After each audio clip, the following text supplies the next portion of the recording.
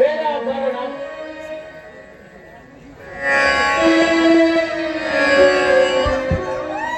ಒಂದ್ ನಿಮಿಷ ತಾಳು ಬಂದೆ. ಟೈಮ್ಗೆ ಸರಿಯಾಗಿ ಊಟ ಮಾಡಿ ಚೆನ್ನಾಗಿ ಓದು. ಅಣ್ಣ ಇದೇನಣ್ಣ ಇಷ್ಟು ದೊಡ್ಡ ಬಾಕ್ಸ್ ಅಲ್ಲಿ ಬುತ್ತಿ ಕೊಡ್ತಾ ಇದೀಯಾ? ಇದನ್ನ ತಗೊಂಡು ಹೋಗಕ್ಕೆ ನನಗೆ ಕಾಲೇಜ್ ಹೋಗಕ್ ಮರ್ಯಾದೆ ಆಗುತ್ತಣ್ಣ. ಬುತ್ತಿ ಬಾಕ್ಸ್ ತಗೊಂಡು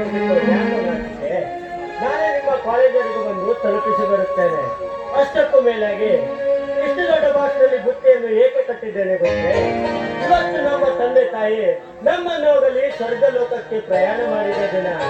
ಅದಕ್ಕಾಗಿ ನಿಮ್ಮ ಫ್ರೆಂಡ್ಸ್ ಎಲ್ಲ ಸಿರಿಯಿಸಿ ಅವರ ಆತ್ಮಕ್ಕೆ ಶಾಂತಿ ಕೊಡು. ಅವರು ಅಲ್ಲಿಂದಲೇ ನೋಡಿ ಸಂತೋಷ ಪಡುತ್ತಾರೆ. ಅದೆಷ್ಟು ಪ್ರೀತಿ ಅಣ್ಣ ನಿನಗೆ ನನ್ನ ಮೇಲೆ. ಮುಂದಿನ ಜನ್ಮ ಅಂತ ಇದ್ದರೆ ಮತ್ತೆ ನಾನು ನಿನ್ನ ತಮ್ಮನಾಗಿ ಹುಟ್ಟಲು ಆ ದೇವರಲ್ಲಿ ಕೇಳಿಕೊಳ್ಳುತ್ತೇನೆ. ನೀನಷ್ಟೇ ಅಲ್ಲ, ನಾನು ಕೂಡ ಅಂತ ಅಣ್ಣನ ಕೊಡುವಂತ ಆ ದೇವರ ಹತ್ರ ಬೇಡಿಕೊಳ್ತೇನೆ. ಇಷ್ಟೊತ್ತಾದ್ರೂ ಯಾಕೋ ಬರಲಿಲ್ಲ ಅಂದುಕೊಂಡೆ. ಬಂದಿಯೇನಪ್ಪ, ಬಾ. ಇವತ್ತು ನಮ್ಮ ತಂದೆ ತಾಯಿಯ ಪುಣ್ಯ ತಿಥಿ ಇದೆಯಪ್ಪ. ನೀನು ಕಾಲೇಜಿನಲ್ಲಿ ಯಾರ ಹತ್ರನು ಗಲಾಟೆ ಮಾಡಿಕೊಳ್ಳದೆ ಚೆನ್ನಾಗಿ ಓದಿಕೊಳ್ಳಿ. ಇದರಲ್ಲಿ ಸಿಹಿ ತಿಂಡಿ ಕೊಟ್ಟಿದ್ದೇನೆ, ಎಲ್ಲರಿಗೂ ಹಂಚಿ ನೀವು ಸ್ವಲ್ಪ ತಿನ್ನಿ. ಸತ್ತು ಸ್ವರ್ಗದಲ್ಲಿರೋ ತಂದೆ ತಾಯಿಯ ಮೇಲೆ ಅದೆಷ್ಟು ಪ್ರೀತಿಯನ್ನ ನಿಮಗೆ. ನಿಜಕ್ಕೂ ಆ ತಂದೆ ತಾಯಿಗಳು ಪುಣ್ಯ ಮಾಡಿದ್ದಾರನ್ನ. ನಿನ್ನಂತ ಆದರ್ಶ ಪಾಲಿಸುವ ಮಗನನ್ನು ಈ ಭೂಮಿಯ ಮೇಲೆ ಬಿಟ್ಟು ಹೋಗಿದ್ದಕ್ಕೆ. ತಂದೆ ತಾಯಿಯನ್ನು ದೇವರೆಂದು ಏಕೆ ಕರೆಯುತ್ತಾರೆ ಗೊತ್ತೇ? ನಾವು ಈ ಭೂಮಿಗೆ ಬರುವುದಕ್ಕಿಂತ ಮುಂಚೆ ತಾಯಿಯ ಗರ್ಭಕ್ಕೆ ಕಾರಣದ ತಂದೆ ತಾ ಸೃಷ್ಟಿಸಿದ ಬಿಂಬವನ್ನು 9 ತಿಂಗಳು ಹೊತ್ತು ಈ ಸುಂದರ ಪ್ರಪಂಚಕ್ಕೆ ಪರಿಚಯ ಮಾಡಿಸುವವಳು ತಾಯಿ. ತಾವು ತಿನ್ನುವ ತುತ್ತಿನಲ್ಲಿ ಪಾಲು ಮಾಡಿ ಆ ತುತ್ತಿಗೆ ಮುತ್ತಿನ ಮಾತುಗಳನ್ನು ಪೋಣಿಸಿ ಏನು ಅರಿಯದ ನಮಗೆ ಚಂದಮಾಮನನ್ನು ತೋರಿಸಿ ಏಕೆ ಉಳಿಸುತ್ತಾರೆ ಗೊತ್ತೇ? ನಾವು ಒಂದು ವೇಳೆ ಈ ಭೂಮಿಯನ್ನು ಬಿಟ್ಟು ಹೋದರೆ ನಮ್ಮನ್ನು ನಮ್ಮ ಮಗ ನೋಡಿ ಜ್ಞಾಪಿಸಿಕೊಳ್ಳಲಿ ಎಂದು. ಒಂದು ವೇಳೆ ನಮ್ಮ ತಂದೆ ತಾಯಿಯನ್ನು ನಾವು ಮರೆತರು ಚಂದಮಾಮನನ್ನು ನೋಡಲೇಬೇಕು ಅಲ್ಲವೇ? ನಿಜ ಅಣ್ಣ, ನಿಜ. ನೀನು ಹೇಳುವುದು ನಿಜ.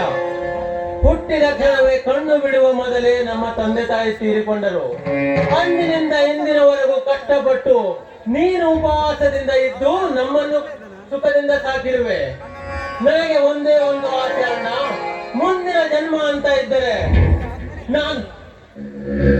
ಒಂದು ವೇಳೆ ನಾನು ಸತ್ತರೆ. ಸಂತೋಷ್, ತಮಾಷೆಗೂ ಕೂಡ ಈ ರೀತಿ ಮಾತನಾಡಬೇಡ. ನಾನು ಬದುಕಿರುವುದೇ ನಿನಗೋಸ್ಕರ. ಒಂದು ವೇಳೆ ಸಾವು ಅಂತ ಬಂದರೆ ಆ ದೇವರಲ್ಲಿ ನಿನಗಿಂತ ಮುಂಚೆ ನನಗೆ ಸಾವು ಕೊಡು ಎಂದು ಬೇಡಿಕೊಳ್ಳುತ್ತೇನೆ. ಎಂತ ಮಾತಾಡ್ತಿದ್ದೆ ಅಣ್ಣ?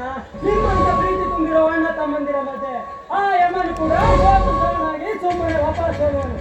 ನಿಮ್ಮಂತ ಅಣ್ಣ ತಮ್ಮಂದಿರ ಪ್ರೀತಿಯ ಮಧ್ಯೆ ಈ ತಂದೆ ತಾಯಿ ಅಣ್ಣ ತಮ್ಮ ಇಲ್ಲದ ಅನಾಥನಿಗೆ ಜಾಗ ಕೊಟ್ಟು ಹೊರ ಹುಟ್ಟಿದ ತಮ್ಮನಿಗಿಂತ ಹೆಚ್ಚಾಗಿ ಕಾಣುತ್ತಿರುವುದಲ್ಲ. ಮುಂದಿನ ಜನ್ಮ ಅಂತ ಇದ್ರೆ ನಿಮ್ಮ ಬೆನ್ನಿಂದ ಈ ಮಾತನ್ನ ತೀರಿಸುತ್ತೇನೆ. ಆಕಾಶ್, ಈ ರೀತಿ ಮಾತನಾಡಿ ನನ್ನ ಮನಸ್ಸಿಗೆ ನೋವನ್ನುಂಟು ಬೇಡ. ನೀನು ಬೆನ್ನಿಂದೆ ಹುಟ್ಟದಿದ್ದರೂ ನೀನು ಕೂಡ ನನ್ನ ಸ್ವಂತ ತಮ್ಮ. ಅದು ನಿನ್ನ ದೊಡ್ಡ ಗುಣ ಅಣ್ಣ.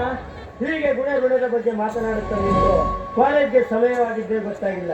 ನೀವಿನ್ನು ಹೊರಡಿ. ಸರಿ ಆಕಾಶ್, ಬಾ ಹೋಗೋಣ.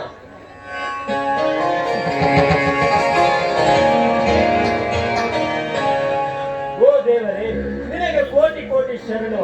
ಹೊರದಾಡಿ ಕಚ್ಚಾಡುವ ಅಣ್ಣ ತಮ್ಮಂದಿರುವ ಈ ಜಗದಲ್ಲಿ ಪ್ರಾಣಕ್ಕೆ ಪ್ರಾಣ ಕೊಡುವ ತಮ್ಮಂದಿರನ್ನು ಕೊಟ್ಟಿದ್ದೀಯ. ನಮ್ಮ ಪ್ರೀತಿ ಸದಾ ಹೀಗೆ ಇರಲಿ ಎಂದು ಆಶೀರ್ವಾದ ಮಾಡಿದ್ದಾರೆ. ಸಾಹುಕಾರರ ಮನೆಗೆ ಕೆಲಸಕ್ಕೆ ಹೋಗಲು ಸಮಯವಾಯಿತು. ಮಾಡಿ ಕೆಲಸಕ್ಕೆ ಹೋಗಬೇಕು. ಇಲ್ಲ ಅಂದ್ರೆ ಆ ಜಾನಕಿ ಅಮ್ಮನವರು ಬಾಯಿಗೆ ಬಂದಂಗೆ ಹೇಳ್ತಾರೆ.